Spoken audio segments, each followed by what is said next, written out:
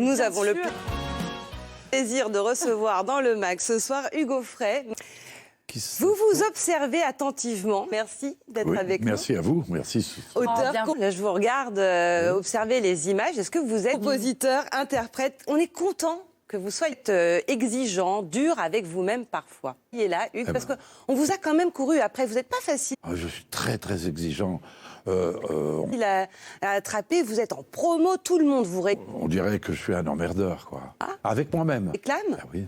Mais- C'est un des effets, beaucoup plus qu'avec les autres. Parce que du confinement, c'est qu'on fait 10 fois plus de... Effectivement, moi, j'ai jamais eu confiance en moi. Comment dirais-je, d'interview. J'ai jamais fait, j'étais jeune, jamais j'ai voulu faire de cinéma. Dans ma vie, autant d'interviews à propos d'un disque. Parce que je pensais que pour faire du cinéma, il fallait... Que vous y prenez du plaisir? Est-ce que je allais mesurer 1m90, etc., etc. Est-ce que vous prenez du plaisir à faire ces interviews? Enfin, ouais. Non, je suis très exigeant avec moi-même. Vous avez raison de me poser cette question, c'est vrai. Est-ce que je peux révéler quelque chose que Hugues nous a dit juste C'est pas évident, parce qu'on est quand même obligé avant que l'émission commence, pendant le générique? Il réécoute Dan de redire presque toujours la même chose. Tucker, qui est une super chanson, et il se dit « je changerais bien Et alors, par exemple, dans mon entourage, ma jeune compagne... un ou deux mots quand même dans cette plus chanson. que ça, je changerais beaucoup de mots. Ma compagne, Muriel, me dit « tu rabâches. Mais ça vous arrive beaucoup, avec beaucoup de chansons, d'avoir Tu rabâches. Mais parce que envie comme ça de Ah oui, changer ça m'arrive. Non, peut-être que tout le monde vous pose à chaque fois un peu les mêmes questions. Et c'est à un moment donné où stop. Ah, quand même. Mais c'est un peu normal. C'est un peu normal. Et alors là, pour Dan Tucker, c'est parce que Dan Tucker, au départ, j'ai envie de leur dire, mais avant de m'interviewer, lisez par. C'est une chanson traditionnelle américaine, très connue. Et ma petite biographie qu'on publie, et qui raconte l'histoire d'un gros dégueulasse. Il faut dire ce qu'il est, quoi. Et moi, j'avais pas... Alors, j'ai traduit mon secrétariat pour éviter de lui, mot à mot. Et quand j'ai demandé comment j'ai rencontré Bob Dylan, est-ce que enregistrer le truc, j'ai trouvé que c'était pas possible. Est-ce que Bob Dylan croit en Dieu? Alors rapidement. Trop crado pour vous. Rapidement. Est-ce que etc. etc. Oui, mais enfin, en même J'avais 2 jours avant, j'ai rapidement refait le texte temps, on a envie de savoir si Bob Dylan croit en Dieu. Comment en disant je vais faire une caricature du Gaufret. vous avez rencontré Bob Dylan? Voilà. Donc je suis prêt à répondre. Et à mon avis, elle est incomplète ou il y a des à toutes vos questions. Et peut-être qu'il y aurait des questions que vous n'aurez jamais Des entendues. mots qu'il faudrait que je change. Mais ça, j'ai pas eu le temps. Mais c'est entendu qui sait. En attendant, Hugo Frey 2020, regardez, c'est trop tard là maintenant. Parce que nous, on apprend les paroles à chaque fois. Regardez ce que ça donne. Enfin, dans vos chansons, tout le monde retient très vite les paroles. Si vous nous donnez des paroles que vous changez après, ça va pas Voilà. être facile. Alors Brassens a dit, quand on a écrit une chanson, on ne doit jamais changer après. Alors que moi, j'ai tendance à vouloir améliorer toujours. Voilà. 20 ans après, je me dis, tiens, pourquoi j'ai dit ça? J'aurais dû aussi dire ça. Alors, il y a les concerts, sinon, Oui. pour changer. On peut faire des nouvelles versions sur scène. Vous espérez faire des concerts l'année prochaine? C'est En dans vos avril, projets? non? Ah oui, absolument. Je ne pense qu'à ça, parce que en réalité, la question, est-ce que vous aimez faire des chansons? Non. Est-ce que vous aimez ce métier? C'est pas un métier pour moi, c'est une façon de vivre. Et la façon de vivre, c'est surtout d'être avec des copains sur scène et de faire de la musique pour des gens. Normalement, c'est prévu avril 2021 à la scène musicale. Avril 21, oui, c'est la scène musicale. Bon, normalement, on aura passé la 2e, la 3e vague. Peut-être qu'on J'espère. aura d'espoir. Mais le confinement et puis la période qu'on vit a révélé quelque chose. C'est que vous êtes un influenceur. Vous n'arrêtez pas de faire des vidéos sur Facebook, sur Twitter, sans arrêt. Il y a des vidéos vous expliquez les chansons, vous expliquez Noël, vous expliquez J'ai plein un de choses. jeune qui me suit depuis 20 ans, donc il est moins jeune maintenant, mais il est formidable. Cédric Blondel, il est suisse, et un jour, parce que il m'explique, et je lui dis, mais qu'est-ce qu'il faudrait faire? Il me dit, il faudrait faire intervenir un petit peu. Je dis, mais dites-moi ce qu'il faut faire. Et donc, il m'explique, et maintenant, c'est lui qui est chargé de mon Facebook, et toutes les semaines, je prends mon truc et je m'amuse un peu, et je bafouille. Et il me dit, c'est très bien, ça fait rire les gens, je dis un peu n'importe quoi, mais pas vraiment n'importe quoi. J'essaye d'être sérieux, de faire des blagues, tout en ayant l'air triste, quoi. Il y a toujours une forme d'exigence, que ce soit dans vos chansons ou sur Facebook. Alors, cet album qui est sorti cet été s'appelle Autoportrait. Il a tellement bien marché qu'il est donc réédité dans cette très belle édition de Noël. Alors, il y a le supplément avec le second CD où ce sont des chansons de Noël. Ah oui, ça a été une commande. C'est très rare. C'est la première fois de ma vie que je suis commandé. Universal m'a dit, Hugues, après ce autoportrait, est-ce que vous nous feriez quelques chansons pour Noël? Ça, ils m'ont donné même le chiffre 6. Alors j'ai dit oui, pourquoi pas. Il paraît que ça se vend pas. Les disques sur Noël, ça se vend pas. Pas en France. Aux États-unis, c'est voilà. une denrée On va très Et alors, vous donne parlez celui, des États-Unis. Hugues. Aux États-Unis, en France, dans les magasins, à Noël, on entend 2 chansons.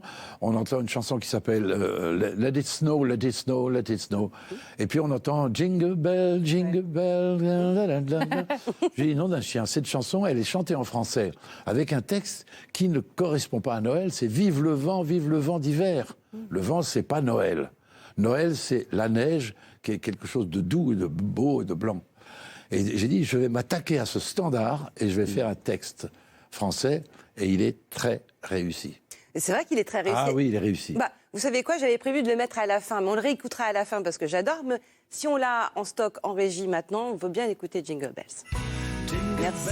Jingle bells, que la neige est belle, quand elle danse dans le vent en tourbillonnant.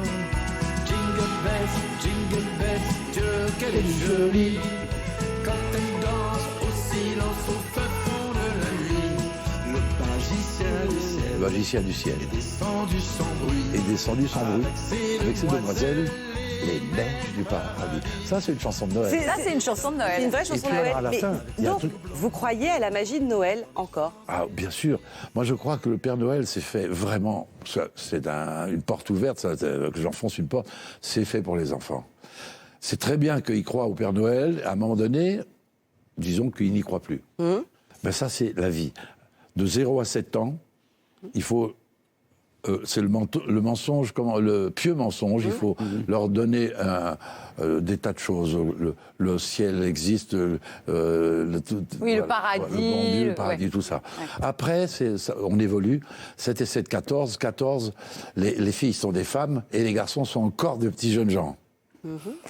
Ça, j'ai appris ça du grand sage Peul Amadou Ampateba. 3 fois 7, ça fait 21. La vraie majorité biologique, c'est 21 ans. Et 18 ans, ça est une erreur historique. Parce que... C'est Giscard.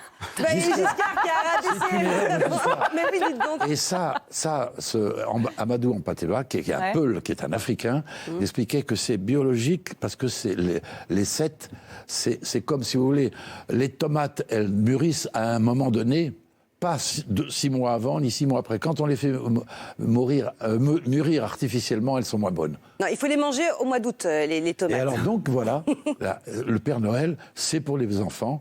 Et c'est pour ça que j'ai mis un couplet pour les enfants. En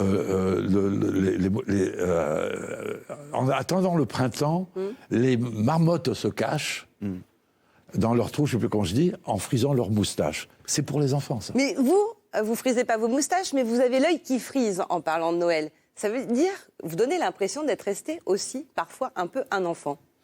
Oui, mais je rappelle que non seulement Noël, c'est pour les enfants, mais c'est aussi quand même la fête de la naissance du petit Jésus. Hein. Et nous sommes chrétiens, nous sommes une civilisation qui est marquée, qu'on soit protestant, catholique ou orthodoxe, c'est la même chose. Noël est une date païenne qui a été récupérée par la religion chrétienne pour la naissance de Jésus. C'est un peu abstrait. Mais je trouve que c'est quand même pas la fête du sauterne et du foie gras. Voilà. Alors, moi, j'ai voulu faire des chansons qui évoquent la naissance de Jésus, le mystère, le miracle de la naissance de Jésus, quoi.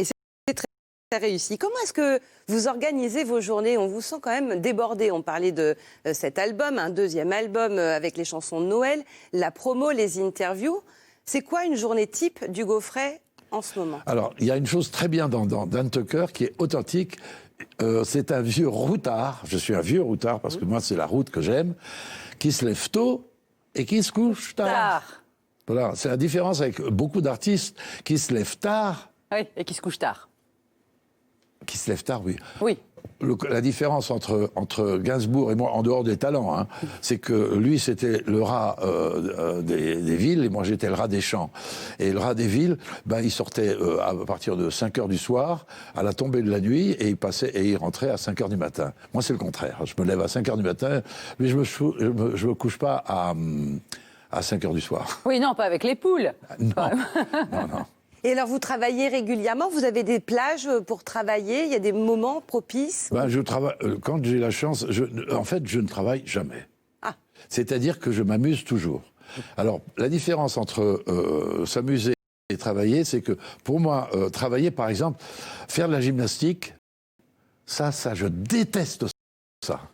Mais vous faites pas du vélo et... C'est un conseiller me dit il faut faire 30 à 40 minutes.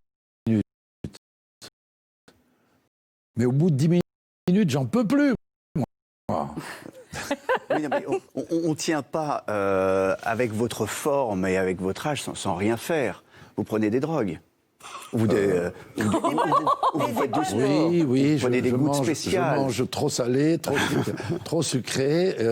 Non, des drogues, non, mais j'ai un médecin quand même qui me conseille, un gérontologue, docteur de Gégère, je prends des vitamines le matin. Je sais pas, il y a des trucs qui, paraît-il, qui sont très bons pour la santé. La levure De bière. riz rouge. Ah non. Il faut. Alors, vous savez qu'il faut manger beaucoup vous savez ce que mangent les hindous, là, les Indiens, comment ça s'appelle? C'est jaune. Ah, le curry. curcuma.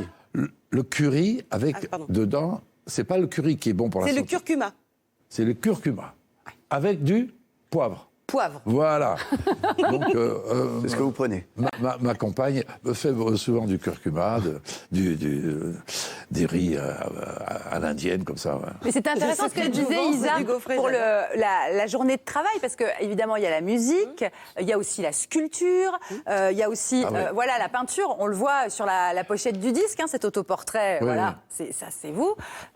Vous faites un emploi du temps? Oui, je vais vous expliquer.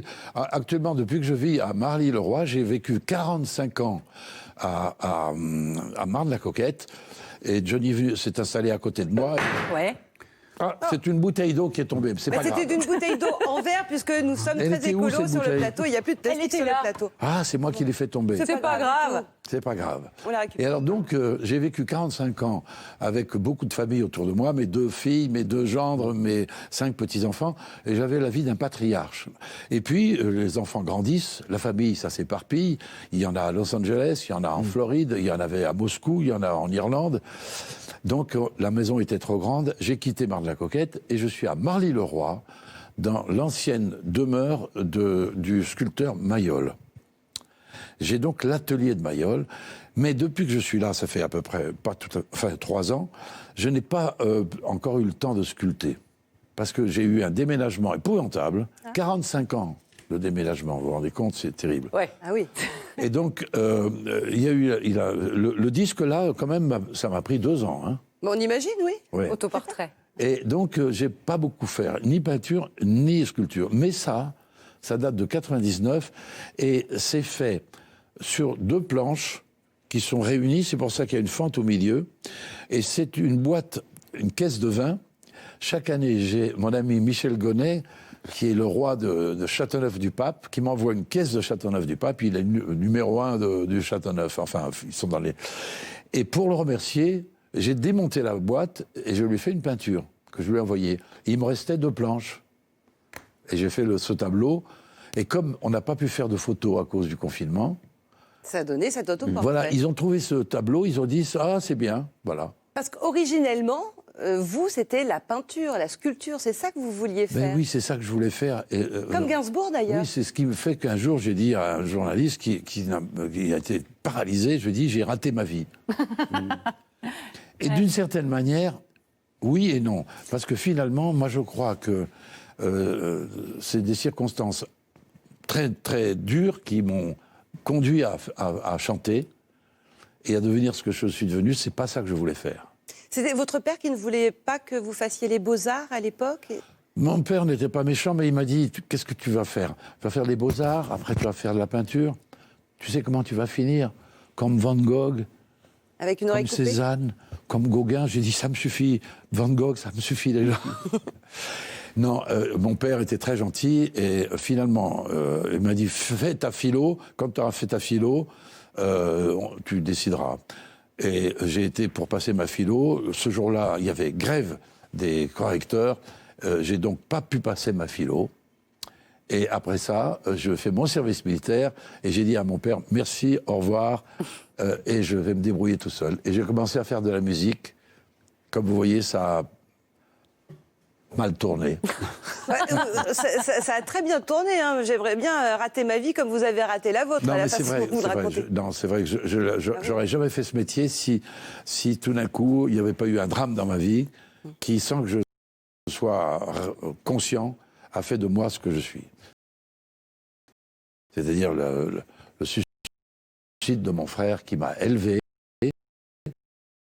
et qui, lui, avait une carrière internationale à l'opéra avec une voix superbe, chef d'orchestre de classique. Et son suicide, à l'âge de 25 ans, a brisé quelque chose en moi. Et tout d'un coup, je me suis retrouvé en train de faire ce qu'il m'avait dit un jour, en me regardant jouer du piano, moi qui ne connais pas une note. Il m'avait dit, Hugues, tu seras concertiste.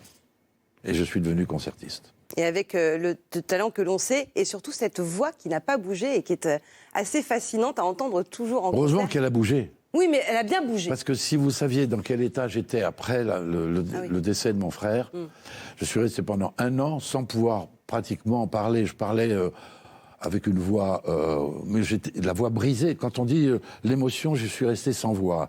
Et moi, je pouvais plus, je pouvais rien faire. Hein. Alors que je gagnais ma vie à l'époque dans les bistrots, mais sans conviction. Sans passion. Et tout d'un coup, voilà, l'espace s'est ouvert devant moi et je me suis dit, il faut que je rentre là-dedans et puis que j'aille au bout.